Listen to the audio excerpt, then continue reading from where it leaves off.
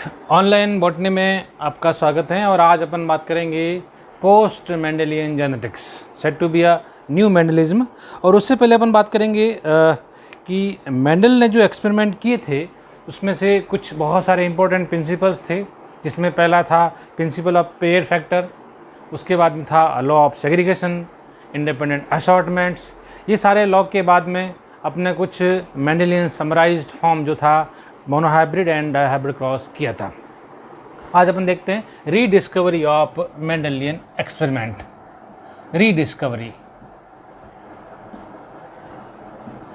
Rediscovery of Mendelian experiment.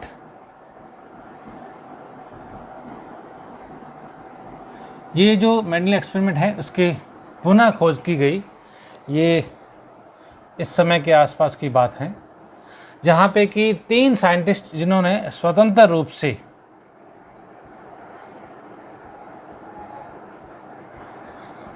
ये rediscovery करी है, जिनमें एक साइंटिस्ट हैं जिनका नाम था ह्यूगो डी वेरिस।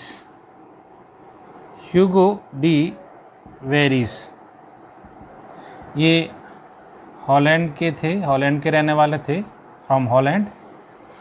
और ये जो वर्क कर रहे थे while working on evening primrose,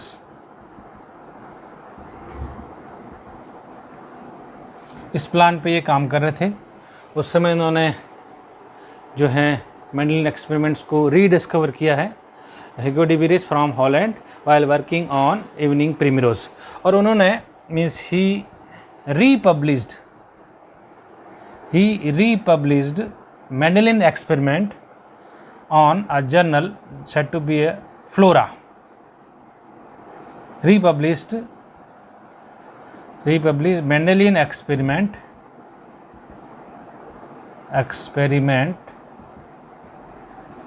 on journal Flora journal।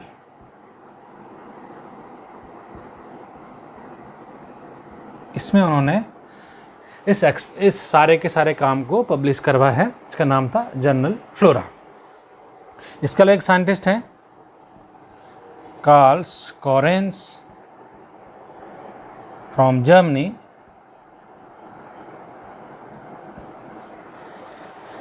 while working on maize plant, ये मेज़ प्लांट पे काम करते हुए इन्होंने मेंडेलियन काम को दोबारा पब्लिश करा है। And he framed Mendelian principles. उन्होंने कुछ मेंडेलियन प्रिंसिपल्स को फ्रेम किया है, जिनमें 2 इम्पोर्टेंट हैं। फर्स्ट जो प्रिंसिपल हैं वो है law of segregation, and second one independent assortment.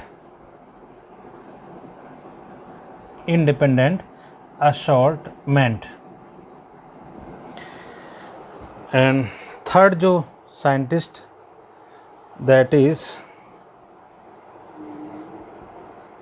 E. von Schermark from Austria while working on flowering plants।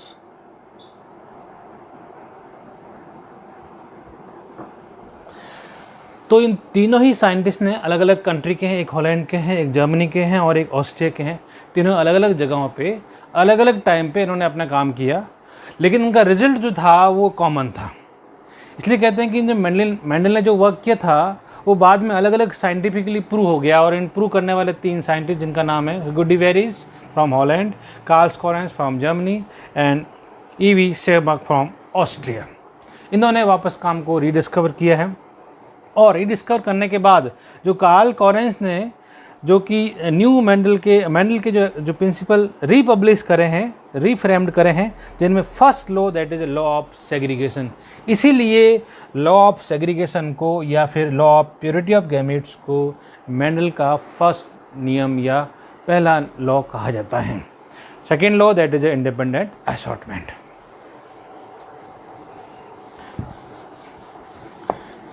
देखिए ऐसा है, अपने इससे पहले देखा था कि जो मेंडल के वर्क 1865-67 में पूरे हो गए थे, लेकिन 1901 में ये जाके काम पब्लिश हुआ है।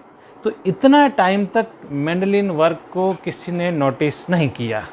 बहुत लंबा टाइम था जिसमें कि ये जो है मेंडल का वर्क एक तरह से नेगलेक्टेड था, बट इन्होंने वापस को रीपब्लिश करवाया। उसके नेगलेक्ट होने के बहुत सारे कारण हैं, जिसमें कि पहला तो कारण ये था कि जितनी भी बायोलॉजिकल साइंटिफिक अथॉरिटी थी, वो जो डार्विन के प्रिंसिपल जो थे उनको मान रहे थे कि ये जो इवोल्यूशन है वो चलता रहता है और जबकि मेंडल का ये मानना था कि इसमें मैथमेटिकल एक्सप्रेशन, देखो अपन ने सारे के सारे देखें एक तरह से मेंडलियन मैथमेटिकल एनालिसिस है, उसमें स्टैटिकल एनालिसिस है, क्योंकि मैथ्स का जो मैथमेटिकल जो प्रिंसिपल होते हैं यूजुअली बायोलॉजी में जो है एप्लीकेबल नहीं होते। बट इसी वजह से जो ये मेंडल का वर्क जो है इतने समय तक नेगलेक्ट रहा। इसके अलावा जो मेंडल का जो टर्म था फैक्टर, वो उसका फिजिकल बेसिस वो नहीं दे पाए, और मेंडल बहुत सारे प्लांट पे इसको जो है इन एक्सपेरिमेंट को अदर प्लांट्स पे वो वेरीफाई नहीं कर पाए, फिजिकल प्रूफ नहीं दे पाए, इसलिए मेंडल का वर्क जो है काफ़ी समय तक नेगलेक्टेड रहा।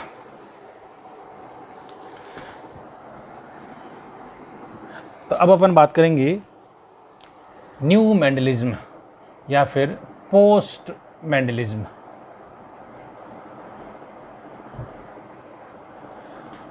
पोस्ट मेंडेलियन जेनेटिक्स, जिसको अपन न्यू मेंडलिज्म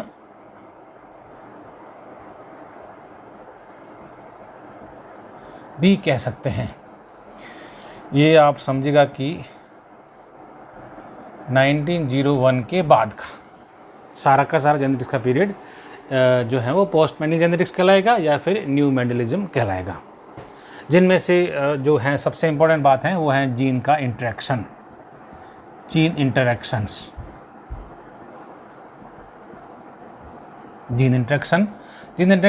मेनली दो तरह का है, एलिलिक जीन इंटरेक्शन और नॉन एलिलिक जीन इंटरेक्शन। एक है एलिलिक जीन इंटरेक्शन और दूसरा है नॉन एलिलिक जीन इंटरेक्शन। तो दो तरह के इंटरेक्शंस है। एलिलिक जीन इंटरेक्शन का मतलब है कि सेम जीन के जो डिफरेंट एलील्स होते हैं उनके बीच में इंटरेक्शंस, एक ही जीन या सेम जीन के डिफरेंट एलील्स के बीच में interaction said to be allelic genes. और यहाँ पर जो है वो अलग अलग जीन्स के अलग अलग एलील्स के बीच में interaction said to be a non allelic gene interaction. इसको अपन वन जीन इंटरेक्शन भी कह सकते हैं या इसको इंट्रा जेनिक इंटरेक्शन भी कहा जा सकता है या कहा जाता है। इसको टू जीन कह सकते हैं, टू जीन या फिर इंटर एलिलिक इंटरेक्शन कहेंगे। अब एलिलिक इंटरेक्शन में कौन कौन से कुछ एग्जाम्पल की बात करें, जैसे कि incomplete dominance,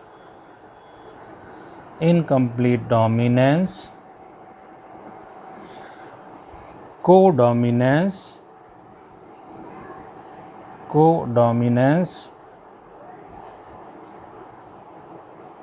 multiple allelism, lethal gene, pleiotropic gene, pleiotropic gene, ये सारे के सारे जो हैं वो एलेलिक जीन इंट्रैक्शंस हैं। सबको अपन वन बाय वन बात करेंगे। नॉन एलेलिक में अगर बात करें एग्जांपल्स की, कुछ इंपॉर्टेंट एग्जांपल्स जैसे कि कॉम्प्लीमेंट्री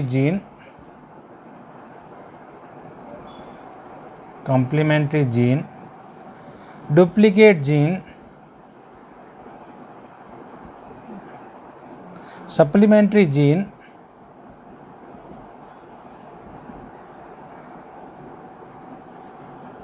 एपिस्टेसिस, एक्सेट्रा एक्सेट्रा। ये कुछ जो हैं अपन इसको भी बहुत सारे में जो इम्पोर्टेंट उसको डिस्कस करेंगे।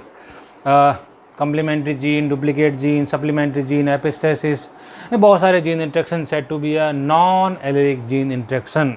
इसमें दो या दो से ज़्यादा जीन्स का इंट्रैक्शन होगा। इसमें एक ही जीन का इंट्रैक्शन होगा और उसके ही आपस के एलील्स के बीच में। तो अपन ने क्या बात कर रहे हैं, पोस्ट मेंडेलियन जेनेटिक्स, जिसको अपन न्यू मेंडलिज्म कह रहे हैं, और उसको कह रहे हैं कि 1900 के बाद की जेनेटिक्स, न्यू मेंडलिज्म, जिसमें अपन बात करेंगे आज जीन इंटरेक्शन की, जीन क्रिया की, अंतःक्रिया की, जिसमें पहला है एलेलिक जीन इंटरेक्शन और वन जीन का इंटरेक्शन, जिसको अपन कहा है इंट्राजेनिक इंटरेक्शन, जिसमें है इनकम्प्लीट डोमिनेंस, अपूर्ण प्रभाविता, सप्रभाविता, बहुविकल्पता या बहु एलिलिज्म, लीथल जीन, घातक जीन और प्लियोट्रोपिक जीन्स। ठीक है, जिसमें सबसे पहले आज अपने स्टार्ट करेंगे इनकम्प्लीट डोमिनेंस। सबको वन बाय वन डिस्कस करेंगे। ठीक है, पहले आज ले रहे हैं इनकम्प्लीट डोमिनेंस।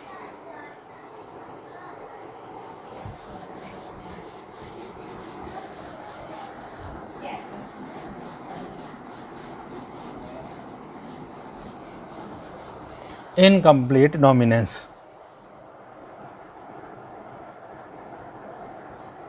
Incomplete dominance.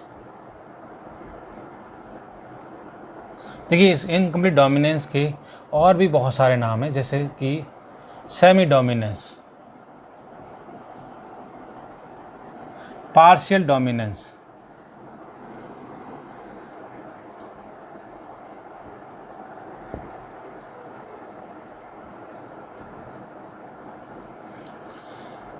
ठीक है, इनकम्प्लीट डोमिनेंस। इनकम्प्लीट डोमिनेंस में जो है क्या रहता है, जो F1 आता है, F1 generation is intermediate of both the parents, वो अपने पेरेंट्स का मध्यवर्ती आएगा, F1 जो जनरेशन आएगा। या F1 is not resemble any of the parents। F1 जो है वो अपने किसी भी पेरेंट के साथ एक समानता नहीं दिखाएगा। F1 is not resemble any of the parents, या कहेंगे या तो इंटरमीडिएट आएगा या वो अपने किसी भी जनकों से समानता नहीं रखता है, नहीं रखेगा। एग्जाम्पल लेके देखते हैं। एग्जाम्पल लेते हैं अपन फ्लावर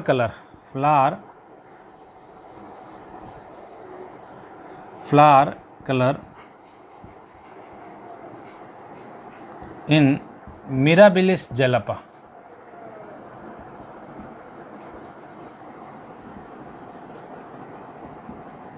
मिराबिलिस जेलपा, जिसको कि गुलेबांस या फिर for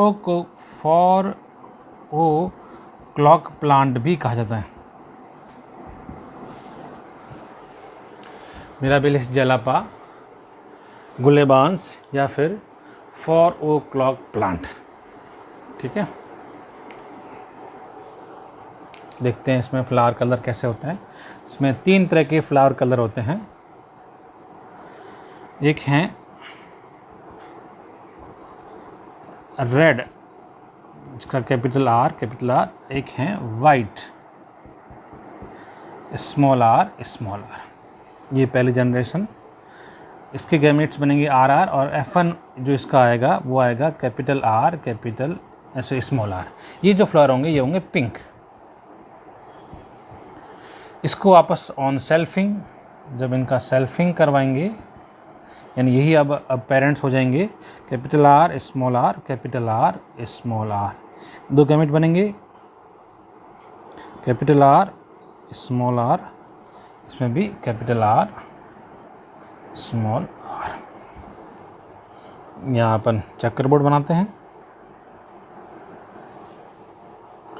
capital R small r capital R small are.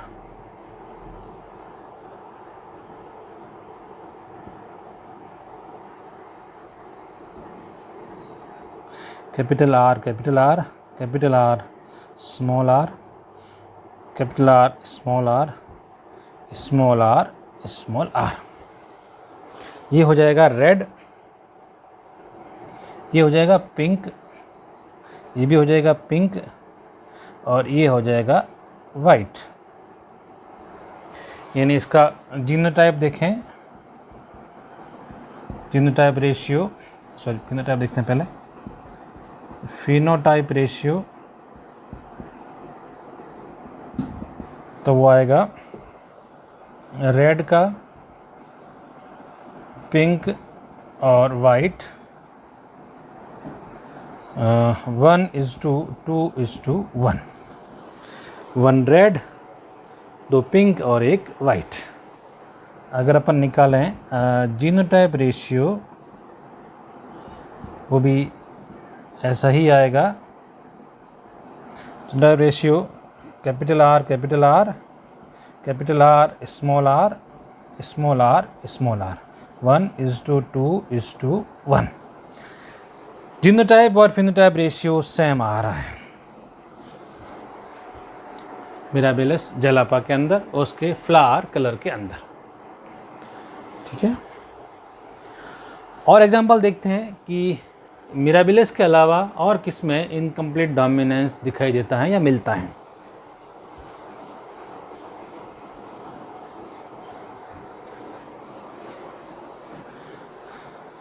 Other examples usually competitive exam में जो हैं इसके एग्जाम्पल ही आते हैं। Other examples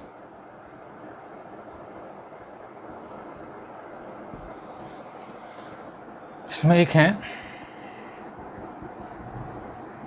flower colour in Snapdragon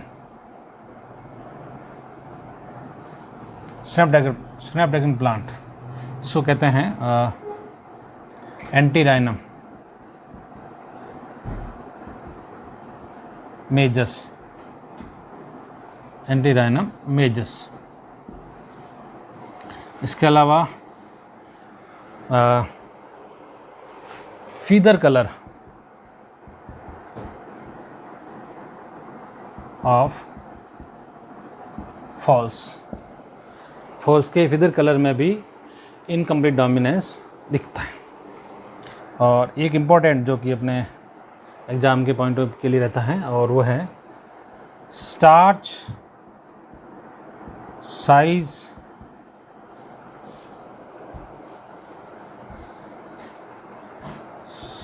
of starch grains in P plant. देखो ये बड़ा इंपॉर्टेंट है। पी प्लांट में बाकी जो 7 कॉन्ट्रास्टिंग कैरेक्टर देखे थे वो तो देखे थे डोमिनेंस के या फिर सेग्रीगेशन के। यहाँ पे साइज ऑफ स्टार्च ग्रेन जो हैं वो हैं इनकम्प्लीट डोमिनेंस। देखो इसमें थोड़ा एग्जांपल देखते हैं। यदि उसके अंदर कैपिटल बी है तो लार्ज साइज स्टार्च ग्रेन,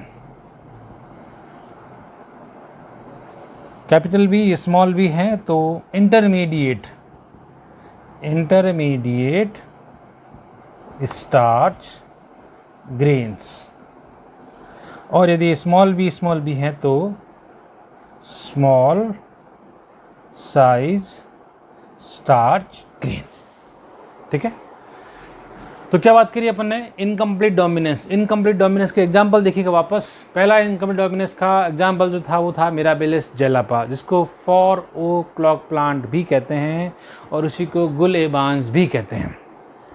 इसके अलावा दूसरा एग्जाम्पल स्नैपड्रैगन, जिसको एंटीराइनम मेजांस या इसको डॉग प्लांट भी कहते हैं, इसी को डॉग प्लांट भी कहते हैं, डॉग प्लांट। तीसरा एग्जाम्पल लिया है फीदर कलर इन फॉल। और चौथा एग्जाम्पल जो है वो है starch size of starch grain in P plant, जिसमें कि